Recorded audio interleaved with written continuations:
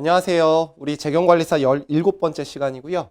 금융부채 연습 문제 풀어드리도록 하겠습니다. 금융부채는 다른 단원에 비해서요. 문제가 제일 많이 나오는 단원이에요. 2개 나오는 단원이 이제 많이 나오는 단원인데 많이 나올 때는 3개까지 나올 수 있어요. 2개에서 3개. 왜냐하면 이 단원이 원래 다른 중급회계 교재나 학교에서 배우는 교재로는 사채와 전환사채와 신주인수권부 사채를 나누어서 단원을 만들어 놨는데 지금 한 단원으로 만들어 놨기 때문에 요 주제가 많죠.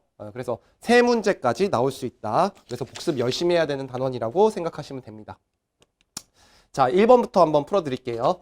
자, 일단 첫 번째 문제는 금융상품의 정의와 관련된 문제인데 다음 중 금융상품에 대한 설명으로 가장 올바르지 않은 것은 금융상품은 정기예금 적금과 같은 정형화된 상품뿐만 아니라 이것 포함되죠.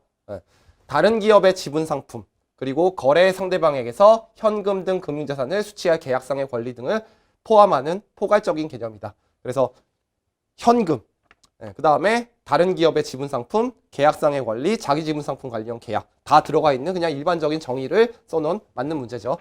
그 다음에 매입채무와 미지급금은 금융부채에 해당하지 않는다. 틀렸죠? 거래 상대방 일방에게 금융자산을 발생시키고 거래 상대방 일방에게 금융부채나 지분상품을 발생시키는 계약을 우리가 금융상품이라고 했고 계약상의 의무에 해당하는 거, 갚아야 되는 거, 현금 등 금융상품을 갚아야 되는 계약상의 의무는 금융부채에 해당하는데 매입채무와 미지급금은 원금과 이자를 갚을 계약상의 의무가 있으니까 금융부채에 해당하죠. 그러니까 이게 틀렸고요. 한국채대 국제외기준은 보유자에게 금융자산을 생기게 하고 상대방에게 금융부채나 지분상품을 생기게 하는 모든 계약을 금융상품으로 정의하였다. 이거 제가 지금 방금 설명 드린 거 그대로 나왔고 현금 및 현금성 자산, 지분상품, 채무상품은 금융자산에 해당한다. 어떤 사람 입장에서? 보유자 입장에서. 그래서 현금은 그 자체로 금융자산.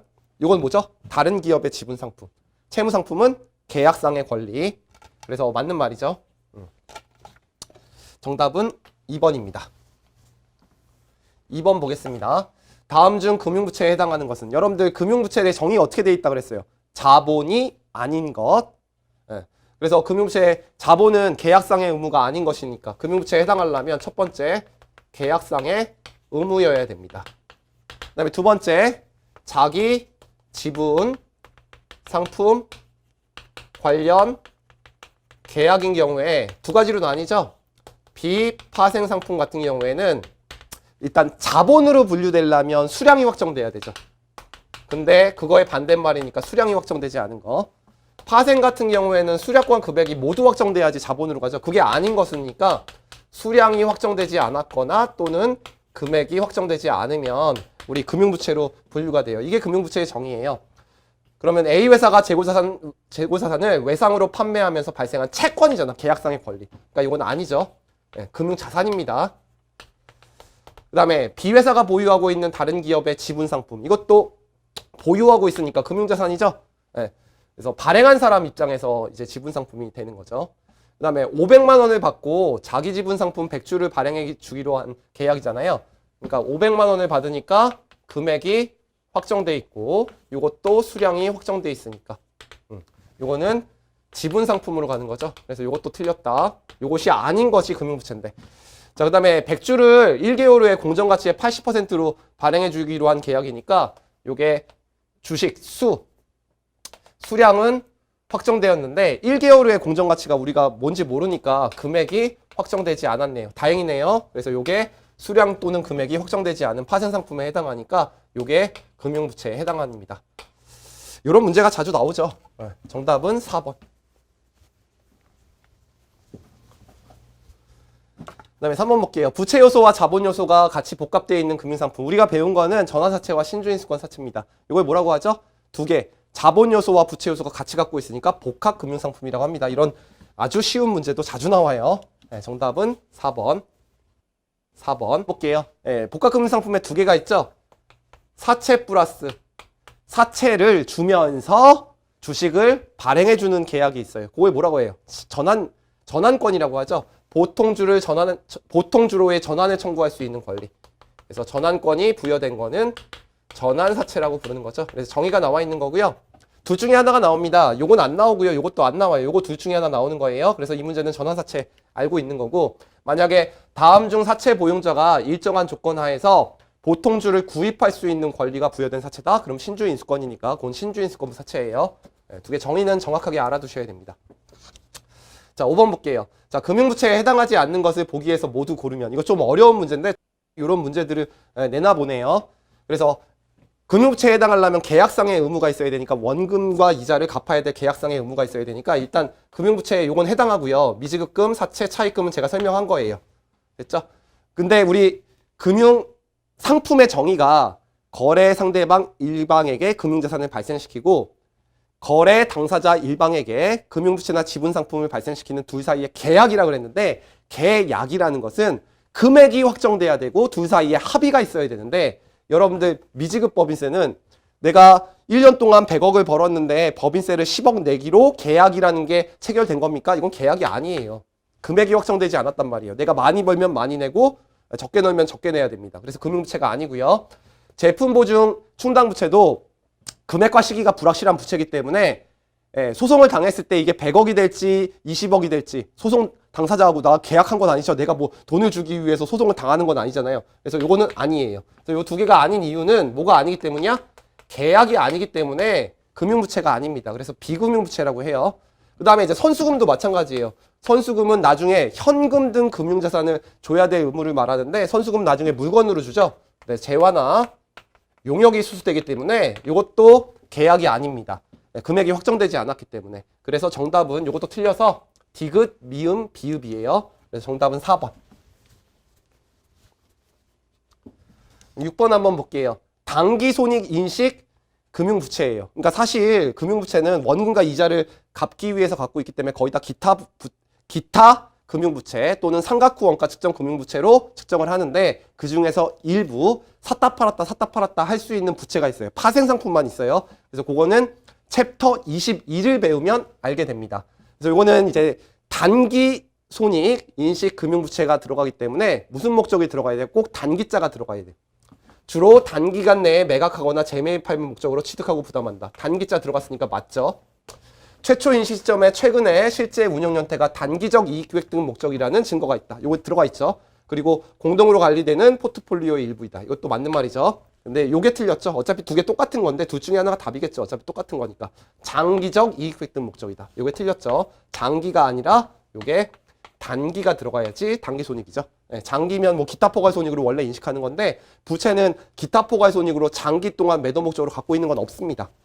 그 다음에 최초 인식 시점에 단기 손익 인식 항목으로 지정할 수 있다 그랬죠. 그래서 펀드 회사에서 내가 구입하고 있는 주식이나 채권을 삼각후 원가 측정 금융부채, 기타 포괄 손익 인식 금융자산, 삼각후 원가 측정 금융자산, 기타 포괄 손익 공정가치 측정 금융자산, 단기 손익 공정가치 측정 금융자산인데, 우리가 부채 쪽에서 공정가치 평가를 하다 보니까 단기 손익으로 지정해버리면 자산도 지정한다 그랬죠. 그쪽에 부채 쪽에서 지정할 수 있다 그랬어요. 정답은 3번.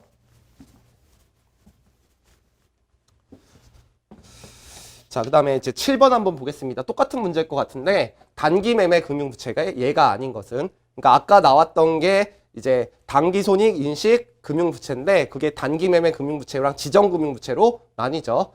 그래서 위험 회피 수단으로 회계 처리하는 파생상품 부채인데, 요거는 여러분들 챕터 22를 배우셔야지 이 문제를 풀 수 있어요. 우리가 이제 나중에 파생상품이라는 걸 배울 텐데, 파생상품은요 크게 위험 회피 목적이라는 게 있어요.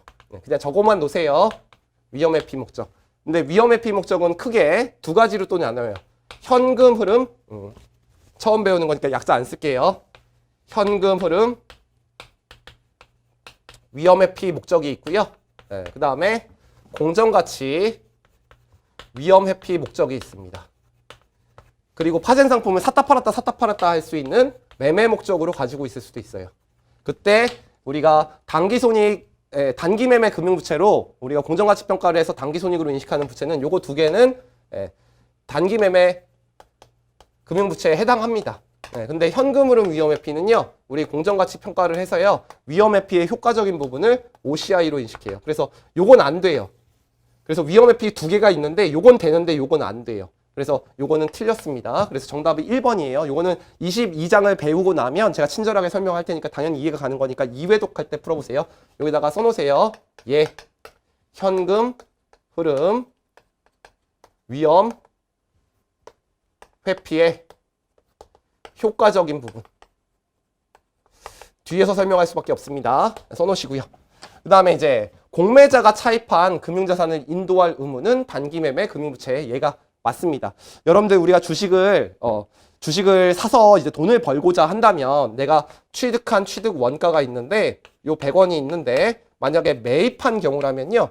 기말의 공정가치가 120원으로 올라가면 보유한 사람은 주가가 올라야지 이익을 볼 수가 있어요. 근데요. 주식에서 돈을 버는 방법은 기관이나 외국인 투자자 같은 경우에는요. 주식을 빌려서 팔 수가 있어요. 주식이 없는데 미리 팔아놓는 거야. 그래서 매도를 먼저 합니다. 네, 100원에. 그런데 주가가 올라가요. 그럼 사서 갚아야 되거든요. 그럼 주가가 올라가면 어떻게 돼요? 손실이 나요. 그래서 매도를 한 다음에 재매입을 해서요. 80원으로 주가가 떨어져야지 이익을 보는 사람들이 있어. 요 사람들을 우리가 공매한 사람이라고 해서 요 방식을 공매도라고 합니다. 그럼 공매도 같은 경우에는요. 만약에 공매자가 차입한 금융자산을 인도할 의무가 있었는데 이게 주가가 떨어지면 자산이죠. 이익을 보고 있는 상태니까. 요게 이익이에요. 20원만큼. 근데 만약에 주가가 110원으로 올랐어요.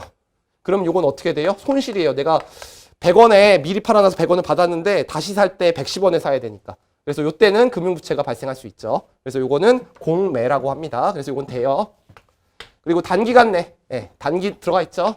된다 그랬죠, 아까. 그리고 단기적 이익 목적의 포트폴리오. 지금 방금 6번에서 봤던 거니까 이것도 됩니다. 정답은 1번. 자, 요 문제는 조금 더 공부하시면 괜찮으니까 요 문제 표시해 놨다가 22장 배우신 다음에 다시 한번 공부하실 때 2회독할 때 잘 읽힐 거예요. 8번 보겠습니다. 자, 3일은 X1년 초 만기 3년 이자율 A %. 이자율이 안 나와 있네요. 액면 금액 10만 원의 사채를 87565에 할인 발행하였다.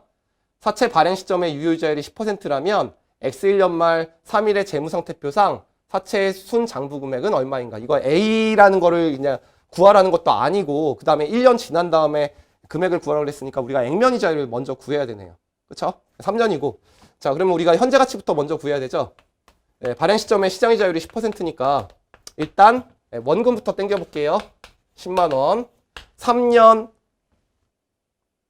시장 이자율이 10%니까 2.48685죠? 그래서 2.48685고 요거는 단일 연금이니까 0.75131. 그래서 0.75131 땡겨주고 그 다음에 액면이자는 이제 연금연가 개수로 땡겨줘야 되죠. 근데 액면이자가 주어지지 않았으니까 10만 원 곱하기 A% 곱하기 2.48685를 구하신 다음에 이 금액이 얼마 나왔다는 거예요? 87565가 나왔다는 겁니다.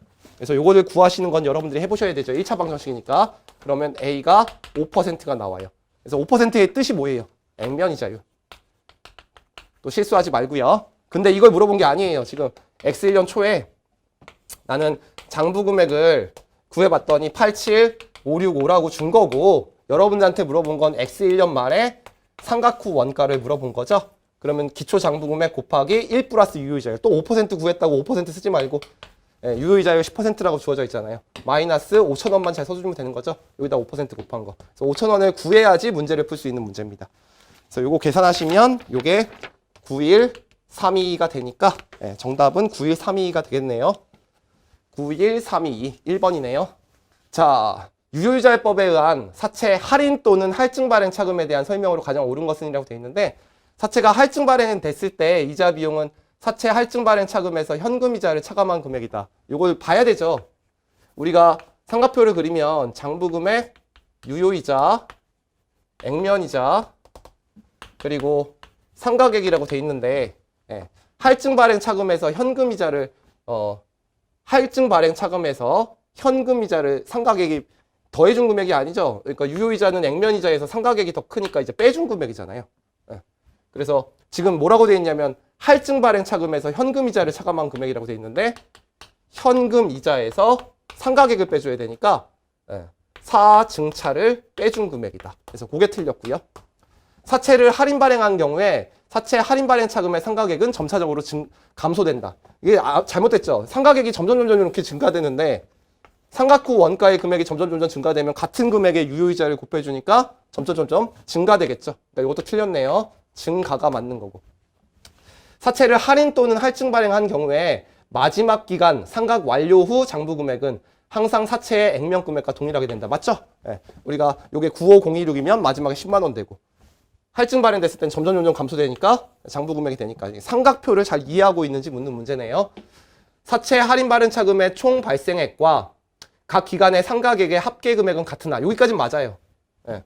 상각액을 3개 더하면 당연히 합계액이랑 일치되니까 여기까지는 맞는데 사채 할증 발행 차금의 총 발생액과 각 기간의 상각액의 합계 금액은 다르다.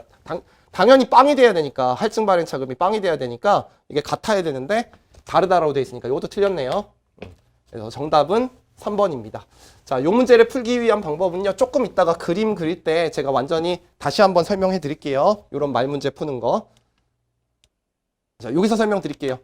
자, 3일은 X1년 1월 1일 액면 금액이 5천만 원인 사채를 5,087만 5,800원에 발행하였다. 그러니까 이게 지금 할증 발행이에요. 할증. 그 다음에 다음 중 3일이 만기까지 인식해야 될 유효이자율법에 대한 이자 비용의 변화를 그래프로 나타낸 것은 가장 올바르지 않은 것. 여러분들 우리 책에 제가 기본 강의할 때 할인 발행과 할증 발행의 사채 회계 처리, 그 다음에 상각후 원가 측정 금자산의 사채 회계 처리 가르쳐 드렸잖아요.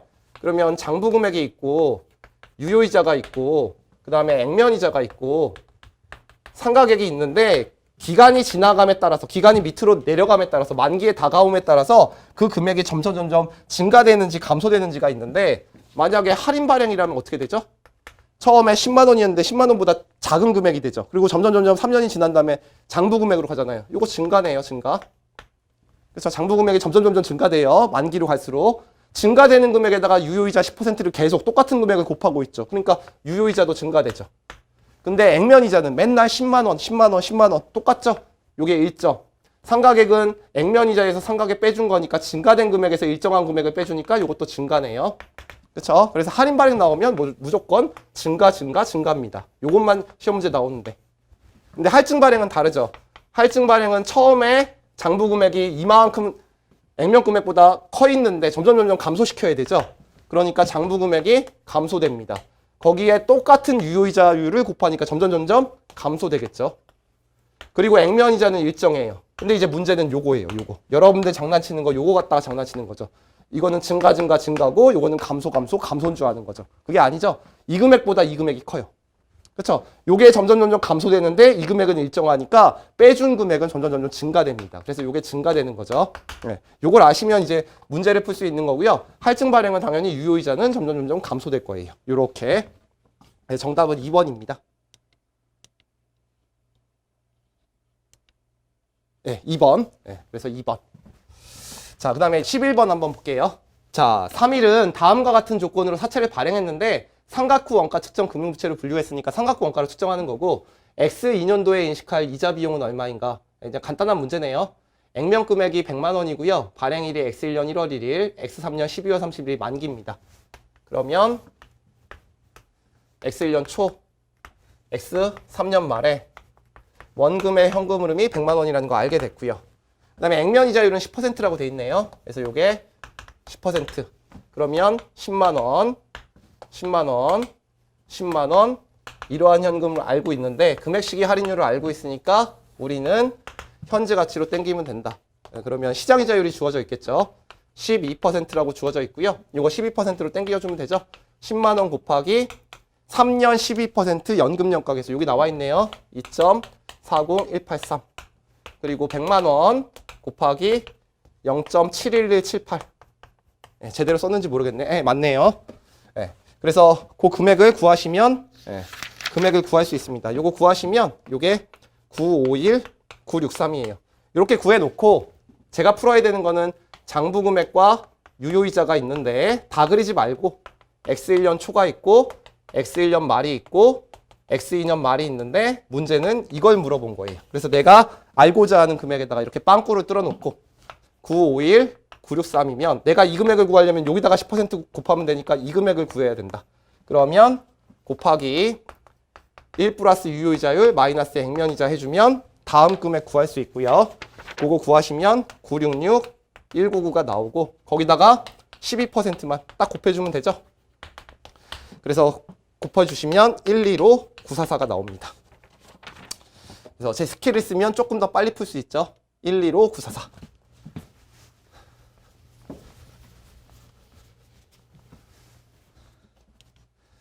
자, 다음 빈칸에 들어갈 말로 가장 적절한 꺾잇이 묶은 것은 이라고 되어 있어요. 자, 일반적으로 사채는 삼각후 원가로 측정하죠. 네, 그래서 삼각후 원가. 왜? 매도 목적이 아니잖아요, 사채는. 만약 사채 발행 시점에 시장 이자율보다 액면 이자율이 더 큰 경우. 그러니까 액면 이자가 더 크니까 더 돈을 많이 준다는 거잖아요. 그럼 더 비싸게 발행되겠죠. 네, 그래서 사채가 할증 발행되는데 이 경우에는 삼각후 원가가 만기로 갈수록 점점 감소해지겠죠. 그래서 정답은 2번. 여러분들 이거 기출문제는 요것도 있어요. 시장 이자율보다 계약상 액면 이자율이 더 작은 경우. 그러면 이게 문제가 할인 발행으로 바뀝니다. 그래서 큰 경우는 할증, 작은 경우는 할인. 네, 둘 다 기출문제가 있으니까요. 요거는 기억해 두셔야 돼요. 자, 그 다음에 13번과 14번 한번 풀어볼게요. 연속상환사채인데 3일은 X1년 1월 1일 다음과 같은 연속상환사채를 발행하였다. 주어진 현가계수를 이용해서 다음 물음에 답하시오라고 되어 있고요. 액면 금액이 300만 원인데요. 표시이자율이 10%고 만기가 X3년 12월 31일, 이자 지급일은 매년 말이고 유효이자율은 12%입니다. 요게 중요한 거예요. 요거. 사채는 연속상환사채로서 매년 말 원금 100만 원씩 상환된다. 현재 가치 땡길 때 무슨 현금 흐름이 중요한 거예요?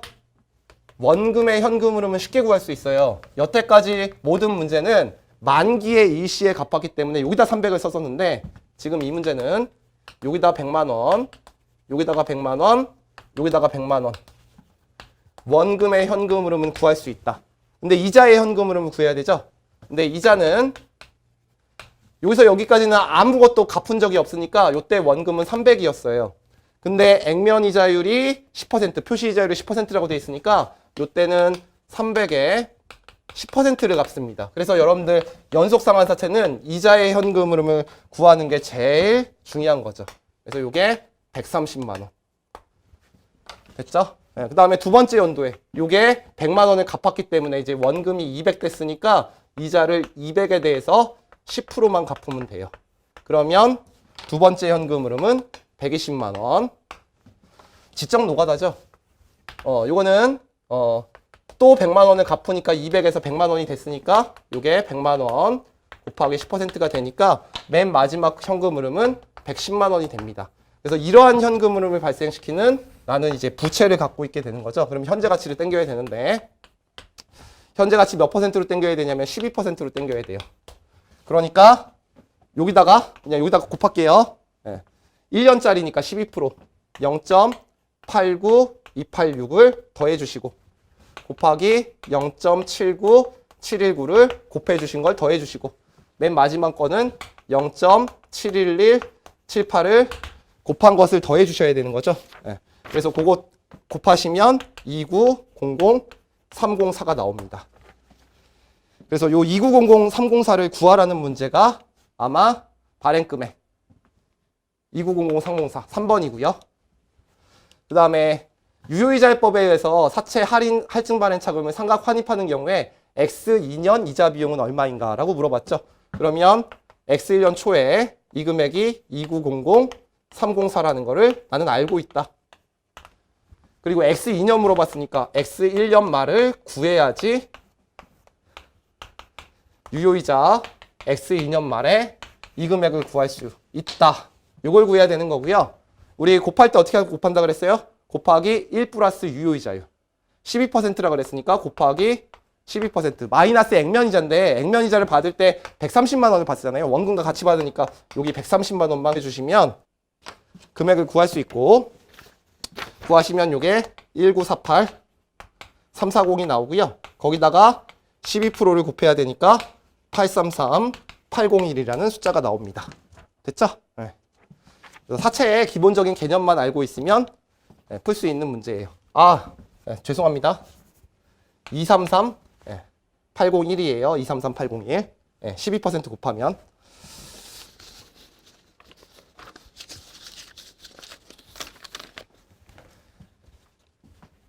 자, 15번 한번 볼게요. 사채 상환인가요?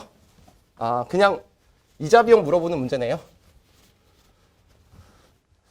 주 3일은 X1년 1월 1일 만기가 3년이고 액면 금액이 1억이고요. 표시이자율이 10%인 사채를 발행했대요. 이자는 매년 말 지급되고 발행 시점에 유효이자율이 8%라고 했을 때 동사채의 발행 기간에 걸쳐 인식할 이자 비용은 총 얼마인가라고 물어봤으니까 제가 미래에 지급할 금액과 내가 받은 금액의 차이는 다 이자로 인식된다 그랬잖아요. 10%니까 1,000만 원 받고 1,000만 원 받고 1,000만 원 받고 1억 받는 사채를 제가 발행한 거고 이곳에 현재 가치를 구하면 현재 가치가 8%라고 했으니까 1,000만 원 곱하기 8% 2.57710 플러스 1억 곱하기 0.79383을 구하시면 8%의 현재 가치를 구할 수 있습니다. 그래서 이거 구하시면 105, 154, 000이 나와요. 그럼 사실은 여러분들 이렇게 구해야 되죠. 장부금액, 유효이자가 있으면 요 유효이자 하나, 둘, 세 개를 구하셔서 세 개 더한 것의 합계액이잖아요. 이렇게 구하면 상가표 다 그려야 되니까 너무 시간이 많이 걸리니까 제가 3년간 인식할 이자 비용의 총액을 내가 받을 금액, 명목 금액에서 그냥 못 빼주면 된다 그랬어요. 현재 가치. 내가 받은 금액과 미래에 지급할 금액의 차이는 다 이자다. 그러니까 여기 1억 3천. 제가 일부러 박스 쳐놓은 거예요. 그래서 요 문제 풀어주려고. 박스 다 쳐놓으면 1억 3천. 그리고 현재 가치 요거 하나만 이렇게 빼주시면 쉽게 구할 수 있습니다. 요거 구하시면 24846 24846 000이 나옵니다. 됐죠? 3번. 이건 공식 외우셔야 돼요. 3년간 인식할 총 이자 수익이나 이자 비용. 자산에서도 나올 수 있고 부채에서도 나올 수 있어요. 명목 금액 마이너스 현재 가치다. 그래서 현재 가치만 제대로 땡기시면 풀 수 있는 문제입니다. 자, 16번 한번 볼게요. 16번. 자, 3일은 X1년 4월 1일. 이게 어렵죠. 4월 1일 날 발행했어요.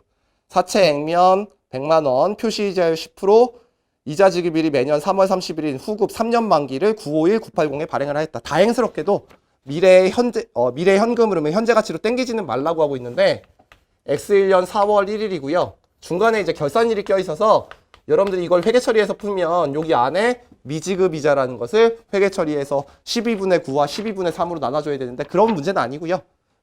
동사채를 X2년 4월 1일 날 상환했다고 됐어요. 그때 상환손익. 자, 부채는 싸게 갚아야지 이익이라고 그랬어요. 그래서 장부 금액에서 상환 금액을 빼면 플러스가 나오면 이익, 마이너스가 나오면 손실이라고 했습니다. 그래서 상환 금액은 당연히 문제에 주어질 거예요. 847180. 그러니까 장부 금액만, 이 시점에 장부 금액만 구하면 돼. 그쵸? 근데 뭐 이거는 상가표도 그릴 필요가 없죠. 951 980이라는 거 나와 있고 뭘 곱하면 돼요? 1년이니까 곱하기 1 플러스 유효이자율. 그래서 1.12. 그 다음에 표시이자율이 10%니까 액면 금액에다 곱해주면 10만 원 해주면 다음 금액 구할 수 있죠. 이거 한번 구해볼까요? 951 980 곱하기 1.12 마이너스 10만 원 해주시면 966 218이 나옵니다. 그래서 여러분들이 요거 X2년 4월 1일 삼각후 원가를 구하셨고 요게 966 218이니까 거기다가 빼기 847 180을 해주시면 플러스가 나옵니다. 119 038이 나와서 플러스니까 2 이렇게 구하시면 되는 문제죠. 그냥 사채의 개념을 묻는 문제예요. 119 038이니까 이익이니까 1번이네요. 16번.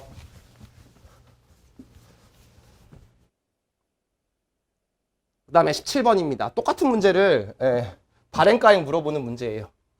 앞에 발행가액 한번 구해봤던 문제예요.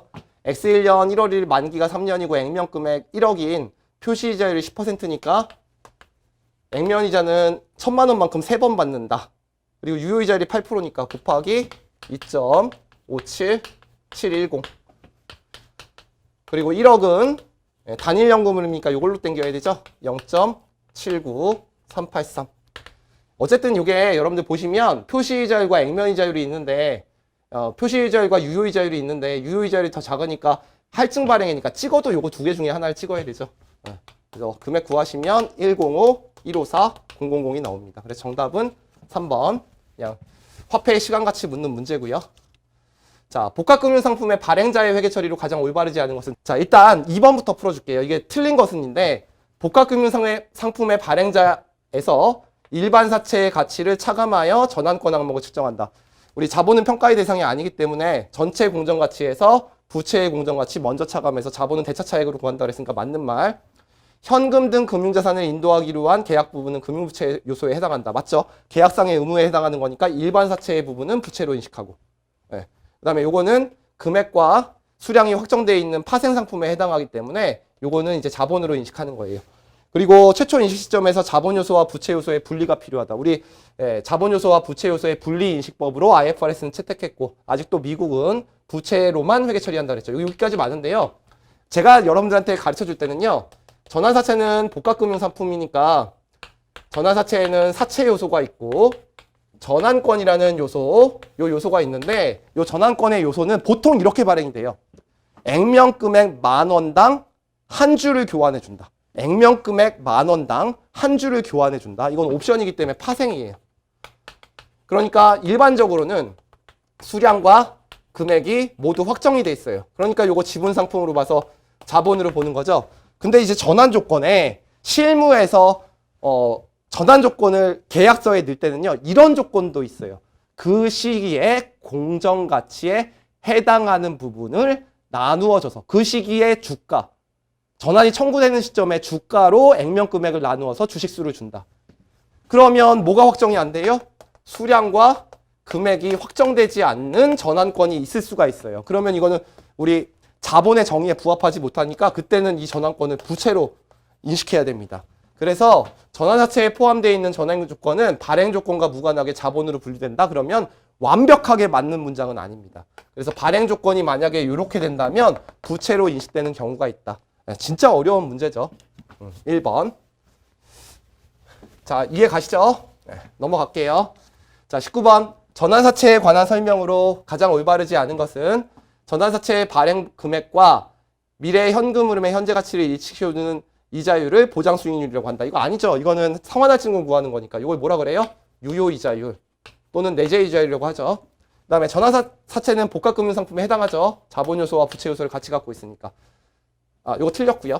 그 다음에 전환사채의 발행 금액에는 전환권 대가가 포함되어 있다. 전환권 대가 플러스 전환사채. 맞는 말이고. 상환할증금 지급 조건의 경우에는 보장 수익률이 액면이자율보다 높다. 당연히 이게 10%고 이게 12%여야지 만개 더 금액을 주죠. 이게 10%인데 보장 수익률이 8%면 내가 돌려줘야 돼요, 이자를. 그러니까 상환할증금이 존재하지 않는 거죠. 그러니까 이것도 맞는 문장이죠. 그래서 이게 틀렸죠. 자, 20번 한번 보겠습니다. 보유자가 확정된 사채 금액을 면제하면서 전환일 기준의 공정가치. 이게 이제 문제죠. 전환일 기준의 공정가치에 해당하는 수량이니까 수량이 지금 전환권에서 확정되지 않았어요. 그러니까 전환권 대가를 자본으로 인식할 수가 없죠. 자본으로 인식하려면 파생상품 경우에는 수량과 금액이 다 확정돼야 되는데 그래서 전환사채의 발행 금액이 300만 원이고 동일한 조건으로 발행하는 전환권이 부여되지 않은 사채의 가치를 현재 가치 땡겨봤더니 250만 원이 됐으니까 요 250만 원은 계약상의 의무가 있으니까 부채, 금융부채. 그리고 나머지 50만 원도 여태까지는 수량이 확정돼 있어야 되잖아요. 그래서 옛날 문제는 10,000원을 뭐 한 주당으로 바꿔주는 100주다. 수량이 확정돼야 되는데 지금 수량이 확정되지 않았으니까 이 전환권도 금융부채로 가야 됩니다. 그래서 기출문제 뒤에 또 이 문제가 있는데 그 문제랑 요 부분이 다르게 내가지고 어렵게 됐네요. 그래서 금융부채에서 정답이 1번입니다.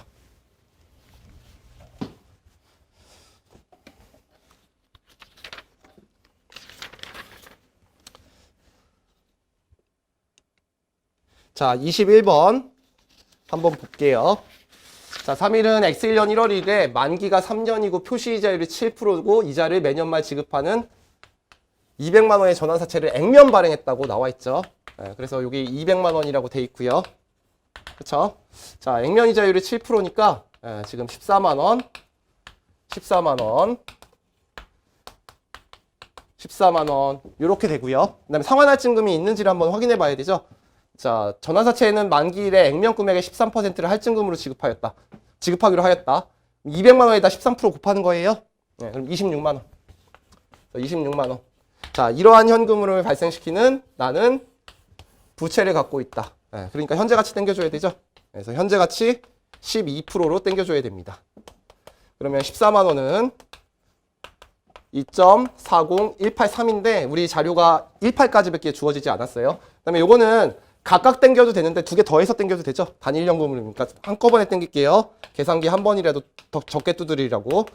0.71278인데 아마 우리 자료에 0.71218로 나온 거예요. 네. 그래서 요거 구하시면 1944920이 나옵니다. 그러면 여기까지는 계약상의 의무가 있으니까 요거는 우리가 전환 사채로 회계 처리하고요. 발행금액, 공정가치를 찾아야 되죠. 발행금액, 공정가치. 네, 얼마에 발행됐대요? 액면 발행됐으니까 200. 그러면 요거 두 개 빼준 금액 55080을 우리가 자본으로 회계 처리하고 계정 과목은 뭐다? 전환권 대가다. 자, 그래서 뭐 물어봤냐? 전환권 대가 물어봤어요. 그래서 전환권 대가 55080 찾았고, 그 다음에 이제 전환권 조정을 물어봤는데, 전환권 조정은 요거 구한 다음에 여러분들 우리 공시할 때 전환 사채 액면 금액으로 보통 쓰죠. 그리고 사채 상환 할증금 문제에 주어져 있죠. 26만 원. 그리고 우리는 장부 금액 현재 가치가 1944920이라고 알고 있는 거예요. 그러니까 전환권 조정은 사채 할인 발행 차금과 똑같은 거잖아요. 그래서 요 마이너스 되는 금액을 찾아야 되는 거죠. 요거 두 개에서 요거 빼주시면 되죠. 그래서 금액 찾으시면 315080이 나오니까 요걸 찾고자 하는 문제죠. 거꾸로 315080.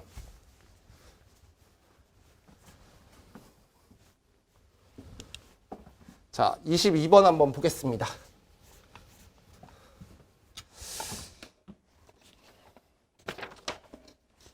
3일이 X1년 1월 1일에 액면 금액 120만 원에 전환사채를 액면 발행했는데 전환 조건은 사채 액면 4만 원당 액면가 만 원인 보통주 한 주로 전환할 수 있다. 전환 조건이 나와 있고 전환 청구일 현재 전환권 대가 6만 원, 사채 할인 할증 발행 차금, 사채 상환 할증금 10만 원, 전환권 조정 8만 원이 있을 때 주식 발행 초과금으로 계상할 금액은 얼마인가라는 문제죠.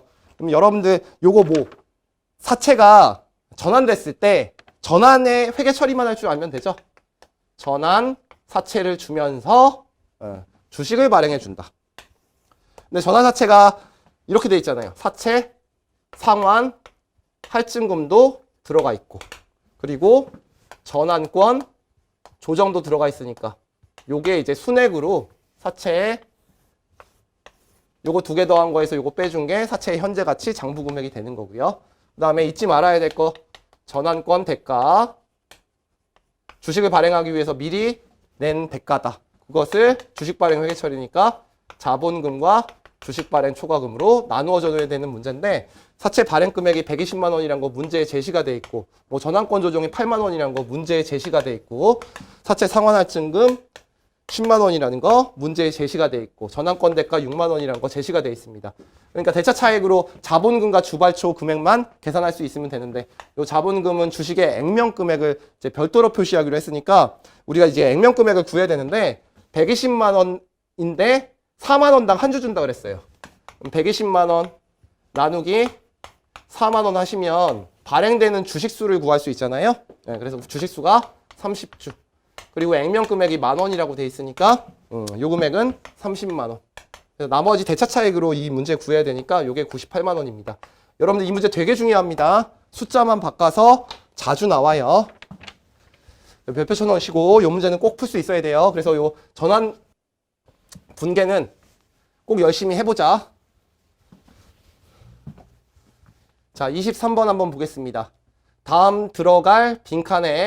다음에 빈칸에 들어갈 말로 가장 적절한 것을 물어봤는데 뭐뭐는 사채 보유자 희망에 따라 주식으로 전환할 수 있는 권리가 내재되어 있는 사채 플러스 주식으로 전환권, 전환사채네요. 나머지 없네요. 뭐. 그리고 사채 보유자 희망에 따라 유가증권 소유자가 사전에 약정된 가격으로 보통주 발행을 청구할 수 있는 권리. 이게 신주인수권이죠. 신주인수권 사채. 그래서 요것만 따로 나올 때도 있고요. 요것만 따로 나올 때도 있고 둘 다 나올 때도 있네요. 정의는 당연히 알아야 됩니다. 자, 24번과 25번인데요. 자, 무슨 문제냐? 다음 자료를 이용해서 다음의 물음에 답하는데 화씨는 X1년 1월 1일에 다음과 같은 전환사채를 발행했대요. 액면 금액이 2천만 원이고요. 액면 이자율 10%. 예, 그러면 200만 원씩 3번이네요. 발행 금액 2천만 원이니까 액면 발행됐고 상환할증금이 있네요. 200만 원으로. 동일한 조건의 일반 사채의 경우에 발행 금액이 1,900만 원이다. 아예 이자율을 안 줬어요. 그러니까 지금 이런 상태. 미래의 현금 흐름이 만기 3년이니까 200,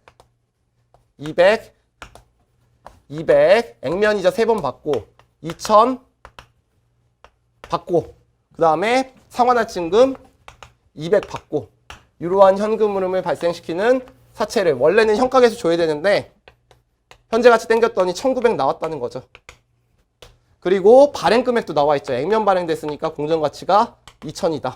여기 나와 있는 거예요. 그래서 여기서부터 여기까지는 우리 부채로 처리하고 1,900까지는 여기서 여기까지 자본으로 회계 처리하고 그 금액이 100만 원이고 그 금액이 전환권 대가라는 문제죠. 그때 뭐 물어봤죠? 다음에 전환사채와 관련된 설명 중 가장 올바르지 않은 것은 만기에 상환된 금액은 액면 금액 2천만 원이다. 틀렸죠? 우리 만기 때는 요걸 상환해야 되잖아요. 그래서 액면이자 포함된다면 2,400만 원, 액면이자 제외한다면 2,200만 원. 상환할증금 있으니까 이거 틀렸네요. 됐죠? 네. 이거 이해 가시죠? 다시 상환할증금 지급 조건은 만기 때 상환할증금도 갚아야 되니까 액면 금액 플러스 상환할증금에 액면 이자까지 포함하면 2,400. 액면 이자를 제외하면 2,200. 어쨌든 틀렸어요. 2천만 원은 아니에요. 사채 발행일에는 발행으로 부채가 1,900만 원이 증가된다. 맞죠? 부채는 여기서부터 여기까지니까 1,900만 원. 이건 맞고. 이 전환사채와 관련된 이자 비용은 동일한 조건의 일반 사채에 대한 유효이자율을 적용하여 산정한다. 맞죠? 요거 요로 가는 거죠. 2,200만 원으로 가는 회계 처리하는 건데 요 일반 사채의 이자율로 계산하시는 거고. 발행 금액 2천만 원에는 전환권 대가가 포함되어 있다. 얼마? 전환권 대가 100만 원이 포함되어 있다. 네, 정답은 1번입니다. 자, 상기 사채의 전환 조건이 다음과 같다면 전환사채를 발행한 시점에 재무상태표에 자본으로 인식할 금액은 얼마인가 구해놨어요. 100만 원. 그래서 100만 원. 26번 볼게요. 자, 보유자가 확정된 사채를 면제하면서 여기까지 여기 확정 수량 그리고 보통주로 전환할 수 있는 전환사채. 수량이 확정돼 있죠? 아까 문제랑 달라요. 아까는 공정가치로 뭐 어쩌고저쩌고 나왔었어요. 문제는 다 똑같아요. 발행 금액이 300만 원이고 동일한 발행 조건으로 현재 가치 땡겼을 때 250만 원. 그러면 요거는 갚아야 될 계약상의 의무로 금융부채. 근데 이번에는 이게 수량이 확정돼 있잖아요. 그럼 금액도 확정되겠죠? 그래서 자본으로 분류하여 표시한다. 라고 돼 있죠? 요거 전환사채. 요거 물어봤네요. 요거는 전환사채는 복합금융상품이다. 자본 요소랑 부채 요소랑 같이 갖고 있으니까 아까랑 좀 문제가 다르죠. 그래서 복합금융상품, 금융부채. 정답은 4번. 자, 신주인수권부 사채에 대한 설명 중 옳지 않은 것은 신주인수권부 사채는 사채를 약정된 가액으로 신주를 인수할 수 있는 권리가 부여된 사채를 말한다. 그래서 신주를 행사가격으로 살 수 있다 그래서 사채 플러스 신주인수권이 있어서 신주인수권부 사채입니다. 그래서 맞는 말. 전환사채와 달리 신주인수권을 행사하는 경우에 주급의 납입이 필요한다. 그래서 사채가 소멸되지 않죠. 돈을 내야 됩니다. 행사가격만큼. 신주인수권을 행사하는 경우에 그에 상응하는 사채 가액은 소멸되게 된다. 이게 틀렸죠? 사채가 소멸되지 않는 특성이 있죠. 자, 신주인수권 사채는 희석증권에 해당하므로 신주인수권 사채의 존재 시 희석주당 순이익은 기본주당 순이익보다 작을 수 있다. 요거는 여러분들이 이제 나중에 배워야 되는데 우리가 주당 순이익이라는 걸 배우거든요. 주당 순이익. 주당 순이익은요. 기본주당 순이익과요. 희석주당 순이익이 있어요. 자, 기본주당 순이익은 어떻게 구하는 거냐면 보통주 이익, 당기 순이익을요.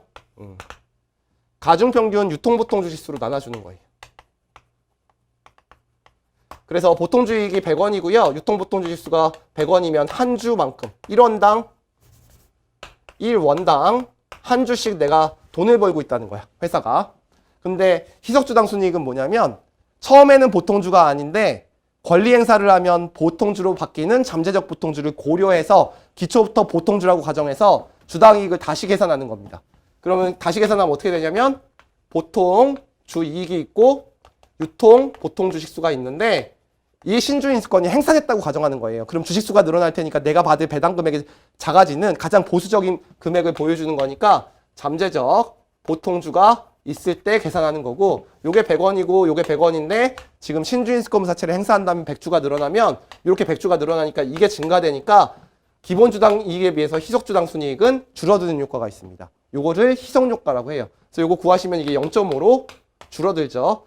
그래서 가장 낙관적인 배당 금액과 가장 비관적인 보수적인 배당 금액을 같이 보여주기 위해서 공시하는 걸 희석주당 순이익이라고 해서 희석주당 순이익이 작은 경우가 발생을 합니다. 요거는 뒤에서 다시 우리 주당이익 계산하는 방법 배울 때 제가 다시 한번 설명할 거예요. 그래서 4번은 너무 걱정하지 마시고 어쨌든 정답은 3번이다.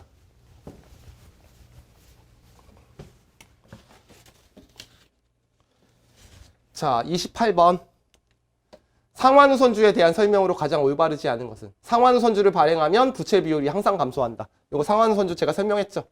우리 발행자가 있고 보유자가 있다 그랬죠. 우리가 회계 처리할 때는 이제 발행자 입장에서 회계 처리하는 거니까 내가 주식을 상환우선주를 발행하면서 3년 뒤에 꼭 갚아야 되는 계약상의 의무를 계약서에 넣어놨다.